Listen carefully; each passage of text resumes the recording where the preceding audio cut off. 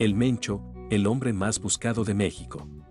En agosto de 2016, los dos hijos del Chapo estaban de fiesta en Puerto Vallarta cuando media docena de sicarios del cártel de Jalisco Nueva Generación irrumpieron y los tomaron como rehenes.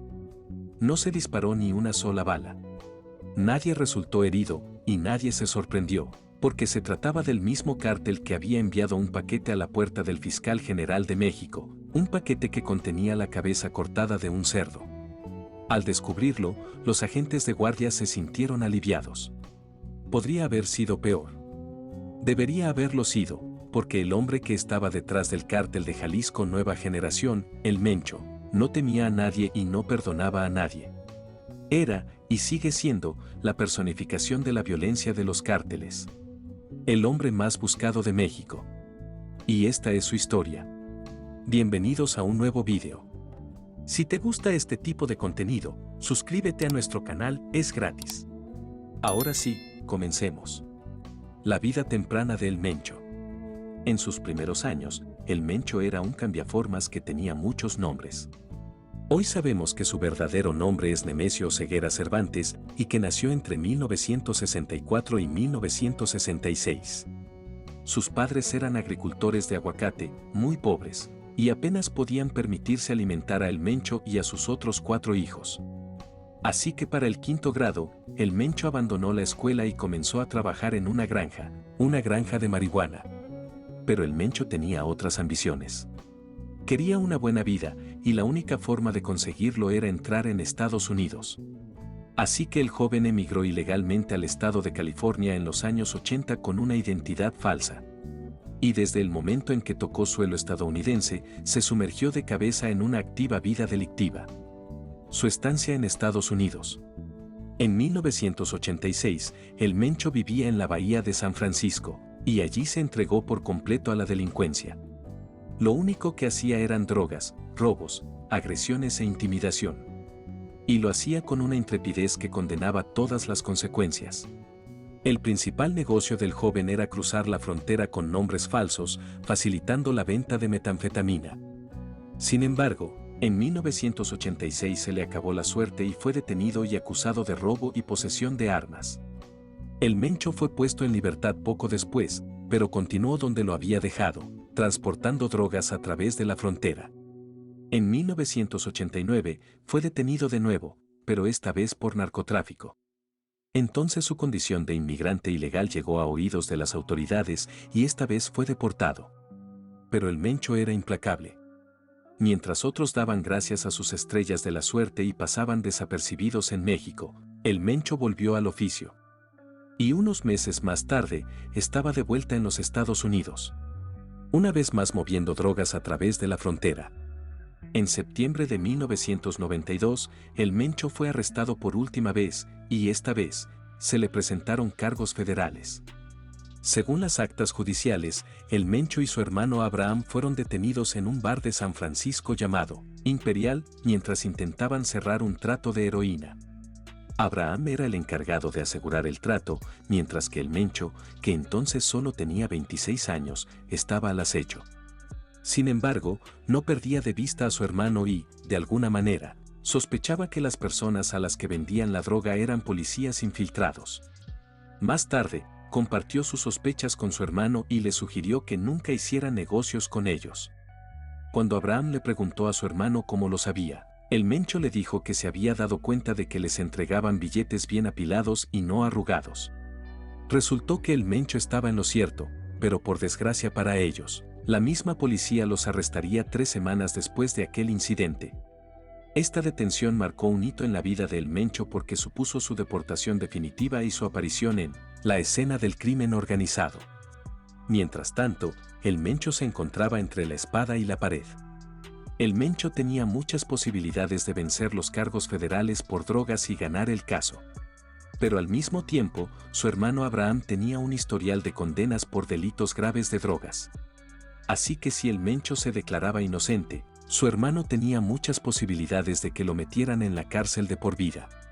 Así que, en un raro alarde de lealtad y desinterés, El Mencho se declaró culpable para salvar a su hermano de una cadena perpetua. Fue condenado a 5 años y recluido en el Centro Correccional de Big Spring, en Texas.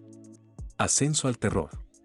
Tras cumplir 3 años de condena, el Mencho fue puesto en libertad y expulsado en enero de 1997. Ahora tenía 30 años de edad y era un delincuente empedernido.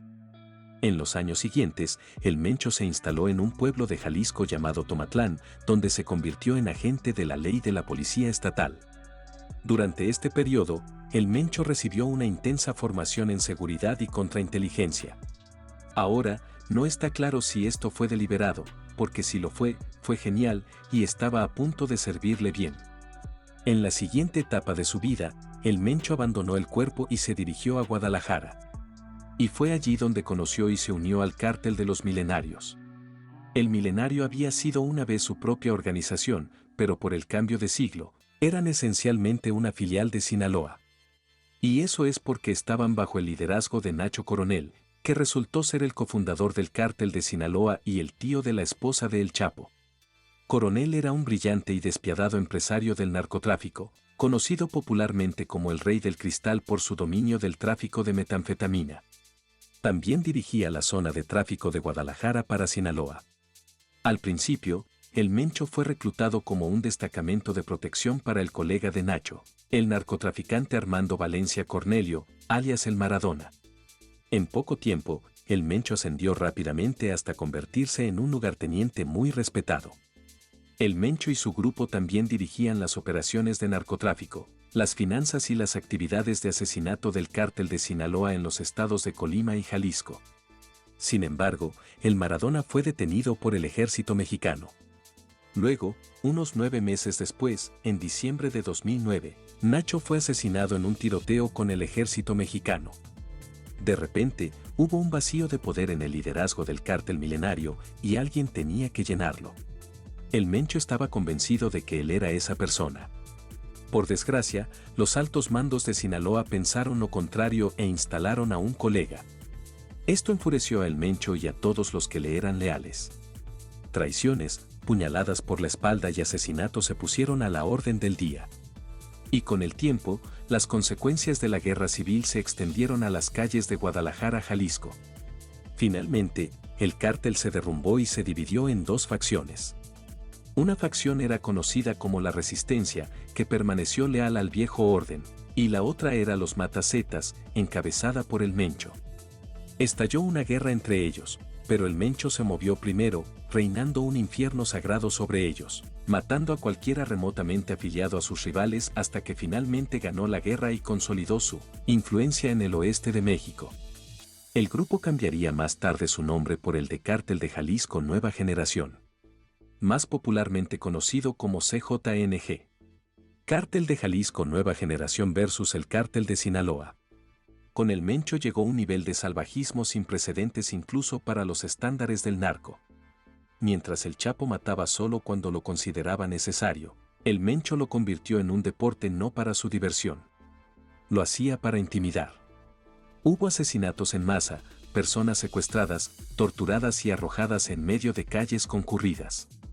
En un momento dado, agentes del CJNG agredieron y quemaron viva a una niña de 10 años, a la que confundieron con la hija de un rival. Poco después, los asesinos de Cártel de Jalisco Nueva Generación ejecutaron a un hombre y a su hijo pequeño detonando cartuchos de dinamita pegados a sus cuerpos, riéndose mientras filmaban la espantosa escena con sus teléfonos. Pero todo esto fue intencional porque era el lenguaje elemental, y lo necesitaba para despejar el camino de la agenda expansionista del capo de la droga para Tijuana. En ese momento, Tijuana era territorio del Cártel de Sinaloa. Era un corredor de tráfico de drogas que servía de fácil acceso a muchas de las principales ciudades occidentales de los Estados Unidos, incluyendo Los Ángeles, San Francisco, Las Vegas, Phoenix, Chicago y algunas otras. Por la ciudad circulaban drogas por valor de al menos $1,000 millones, y el Mencho las quería todas para él. En 2013, comenzó a introducirse en el territorio, empleando su característica violencia para intimidar o eliminar a los distribuidores de Sinaloa. Esto se convirtió en una guerra, que era exactamente lo que él quería. Y mientras luchaba contra el Chapo por Tijuana, también se metió en una peculiar guerra con el Estado mexicano. El CJNG contra el ejército mexicano. La guerra del Mencho con los militares mexicanos comenzó con los Estados Unidos. Su rápido ascenso a la cima es más que un escenario para la violencia, y su cartel ultraviolento había inspirado a los EU a darle donde más le dolía. El Mencho había utilizado el dinero de los narcos para crear varios negocios legítimos en todo el mundo, dirigidos por miembros de su familia. Así que los Estados Unidos puso en su punto de mira los negocios, arrestó a los miembros de su familia, incluido su hijo, y empezó a congelar sus cuentas. Para 2012, el ejército mexicano se unió a la fiesta y decidió ir por la cabeza de El Mencho. Un gran error en un asalto a un edificio de apartamentos de Guadalajara donde creían que se escondía. Se produjo un tiroteo y el jefe del CJNG escapó. Inspirados por la ajustada victoria, la Policía Federal Mexicana también fue invitada a la fiesta. Y unos meses más tarde, ellos también organizaron su propia redada, en la que mataron a 6 miembros del CJNG y perdieron a El Mencho por escasos minutos. El Mencho estaba furioso. Poco después, declaró oficialmente la guerra al ejército y a la policía. Y a partir de ahí, las cosas cambiaron. El 19 de marzo de 2015, la Policía Federal se encontraba en una misión completamente diferente en un pueblo de Jalisco llamado Ocotlán. Esta misión no tenía absolutamente nada que ver con el CJNG y, sin embargo, este les tendió una emboscada en la que murieron 5 agentes. 2 semanas después, en Guadalajara, los cárteles extendieron su ambición y llevaron a cabo un atentado contra el comisionado de Seguridad Pública de Jalisco, Alejandro Solorio, rociando su camioneta blindada con más de 200 balas.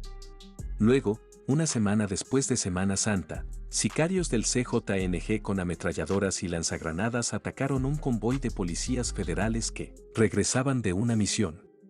15 agentes murieron en lo que todavía se considera el día más mortífero para las fuerzas del orden mexicanas, en aproximadamente una década. Mientras tanto, el CJNG no perdió a ningún hombre. Unas semanas más tarde, fue el turno del ejército mexicano. Lanzaron una operación para acabar con el Mencho de una vez por todas. Pero al bajar de sus 2 helicópteros X-725, los hombres del Mencho abrieron fuego con fusiles de asalto y RPG de fabricación rusa. Uno de los rotores del helicóptero fue alcanzado y se estrelló en llamas. Ese día murieron 8 soldados, y el único superviviente quedó calcinado hasta quedar irreconocible. El CJNG prácticamente había declarado la guerra a un estado soberano. El último capo de la droga en hacer esto fue Pablo Escobar. Pero el Mencho no había terminado. Sus hombres no tardaron en desatar una violencia que paralizó todo Jalisco. Autobuses y camiones fueron secuestrados y quemados. Se incendiaron gasolineras. El caos fue tan rápido y extenso que el gobierno mexicano se vio obligado a reaccionar. Enviaron 10.000 soldados de infantería para asegurar el estado.